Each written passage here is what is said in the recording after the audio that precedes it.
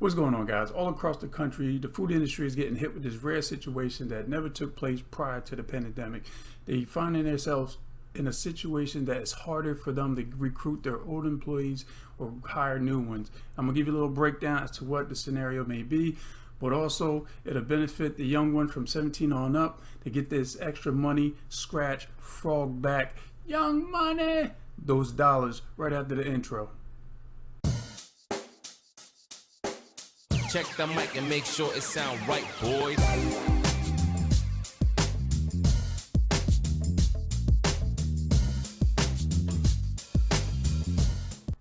What's going on, guys? It's Markie Williams, and welcome to my channel online certification course. Please make sure you subscribe. Make sure you bust those likes. If you found this tutorial informative, comment below as to what you would like to get certified in. I could personally send you some links to check out. So you guys go ahead and stay tuned. I'm gonna show you how you get this paper through the food industry if you do it correctly. All right, so let's get into it. So I heard this on the news, on the radio actually, and stuff in regards to food venues, very well established food venues, restaurants and so forth. They're closing down, like to do of workers actually. So when everything took place and they were letting go the workers and everything else, people started collecting their unemployment. Then additional cash was coming into them as well. When they started opening up the floodgates for people to go back to work, they gave them phone calls and such and said, hey, you could come back to work. And they like, you crazy, I'm banking, I'm balling off these unemployment checks and the extra incentives they were getting. So it crushed down on the restaurant owners and so forth and stuff, that they had to double up or scale back their daily operations and stuff due to the lack of workers. So even to be fair, it's not just, to call them that they're lazy, they didn't want to come back. So hell, if I was getting all that money, I wouldn't go back either. So just to be fair, also a lot of people, they switched career paths, they switched their line of work. A lot of people started branching out elsewhere and leaving the food industry alone as a whole. Of course, there's more hours. You do delivery driving and such, get much more hours at it, and probably the pay scale was much better. Or people just simply just leaving the danger zone, just leaving out of the state that they were in, where the whole situation was taking place. So just to be fair on that.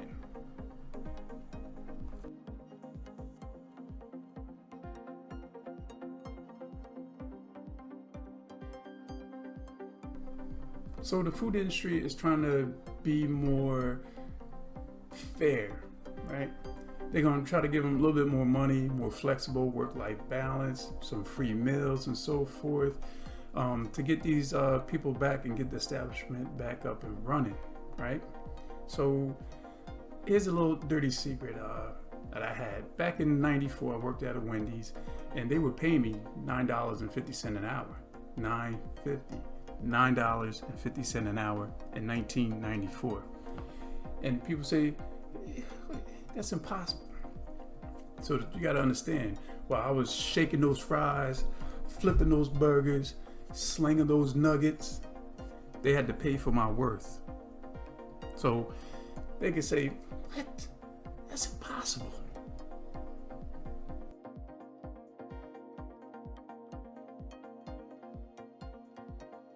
So they can say, yeah, we can hire someone for $7, $7.50 an hour to do this type of work.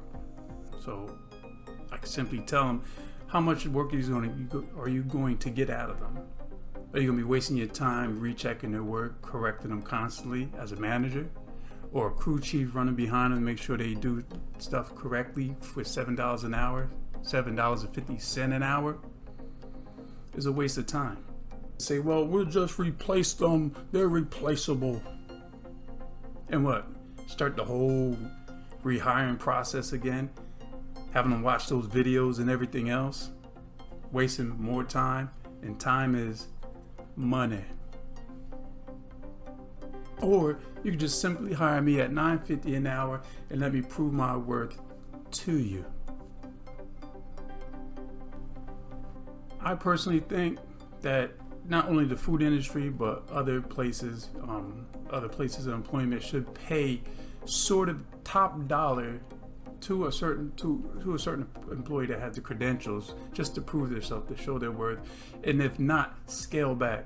Not only in the food industry, I actually literally seen this happen, but in other workplaces, they do pay someone fairly a nice chunk of change, give them their 3 months and assess them and say, you know what, you're not worth the $20 an hour. We got to drop you down to 17. So it's up to them to leave or stay. Even though they know they're not worth $20 to begin with, they'll take the 17 because they're not really proving their worth. So I see that happening, and I wish they continue to do it, but not the scenario.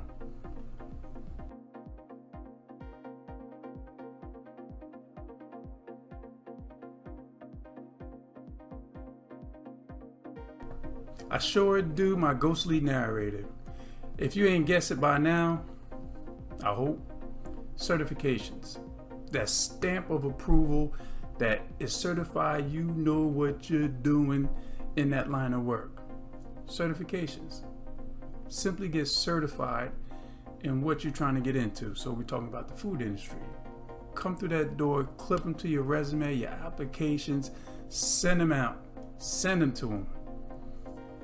Put it down, what you want to get paid, send it out. Real simple, right? Real simple. Stay tuned.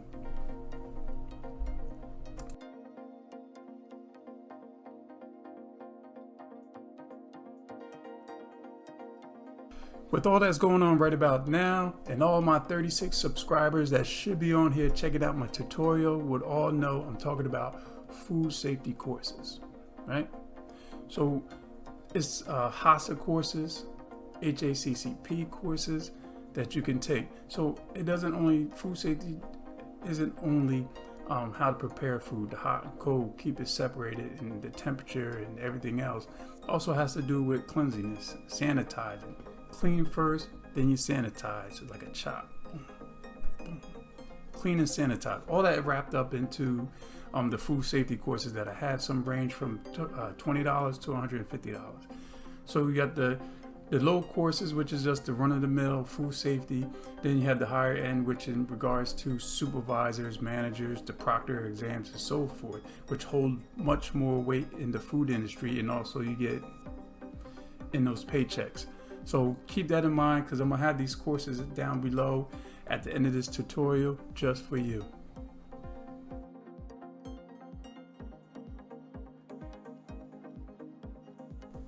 Like I have mentioned, it's going to make a big difference when you put those onto your resume, your applications, and you send them through. It should make you top picking for those positions that you're going for.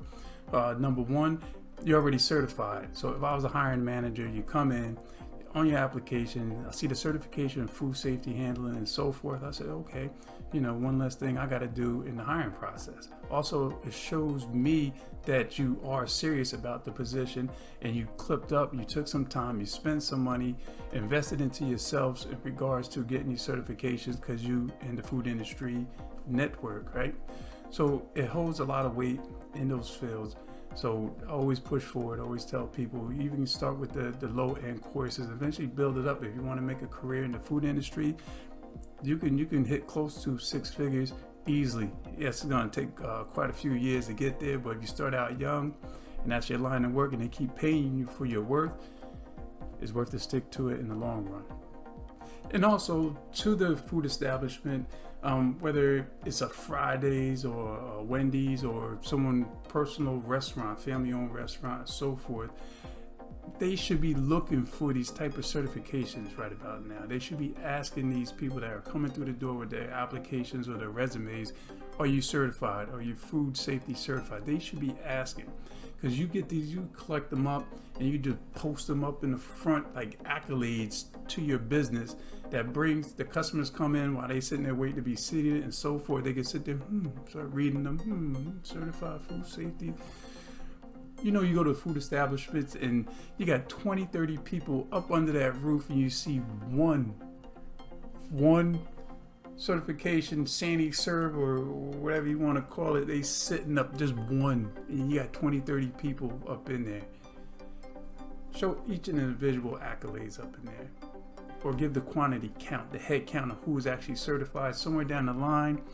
God forbid the FDA starts coming in and checking these establishments, and they want to see who's certified, handling the food, and you sitting there and say, well, that one person is, but what about the rest of them? So you got to think long range. You should be encouraging people that's coming in, get them certified. And if you get certified, through the food industry. Make sure you get a copy of that certificate as well. I got a tutorial on that, how to keep your certificates. Actually, I'm going to go ahead and stick those in there as well. So you're going to check out the thumbnails that's floating around up in here. Those are going to be down below in links that you could click on, check them out. There's courses there that you could take up, so go ahead and browse it. Once again, many thanks for taking some time out, checking out my tutorial. I'm going to try to do more in front of the camera thing. Right about now. Once again, like, subscribe, comment below as to what you would like to get certified in. I can personally send you links to check out once again.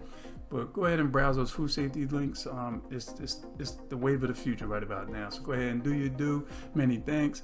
Markie Williams, I'm out.